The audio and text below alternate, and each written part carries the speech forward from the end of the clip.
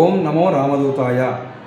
ప్రస్తుత కాలంలో కొన్ని ఇబ్బందికరమైనటువంటి పరిస్థితులు, వాతావరణాలు ఎట్లా ఉన్నాయి అంటే,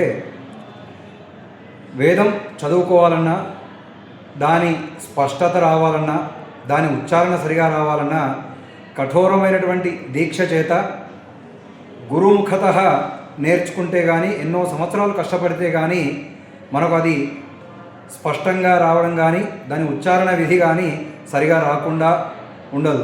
అంత కష్టపడేటువంటిది ఎంతటి ఇబ్బందికరమైనటువంటి పరిస్థితిలో వచ్చింది అంటే, బ్రాహ్మణులు కానటువంటి వారు ఇతరులంతా కూడా చదువుతున్నారు. మేము కార్యక్రమాలు చేయించడానికి మాకెందుకు అర్హత లేదు అని అడుగుతున్నారు.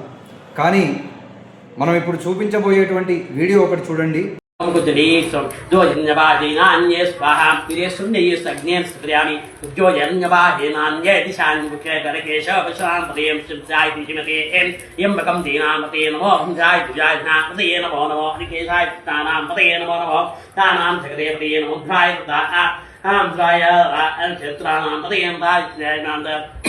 నమో నమో అవిదాయ శ్రీఛానాం పదే నమో త్రేవాణిజాయ జ్ఞానాం పదే నమో దేవానాం స్వాదాయ మంసిదానాం పదే నమో జయఘోషాయ దేవతానాం పదే నమో నోచ్చార్దావతేత్నానాం పదే నమః తాజ్ఞావ్యాజ్ఞాభ్యో మహాం ఎంబకం.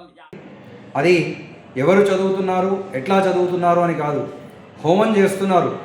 హోమం చేయడం అంటే దేవతలకి భోజనం పెట్టడం. దేవానాం ఆజ్యమాహారం అతః శాంతిం ప్రయచ్చమే అని.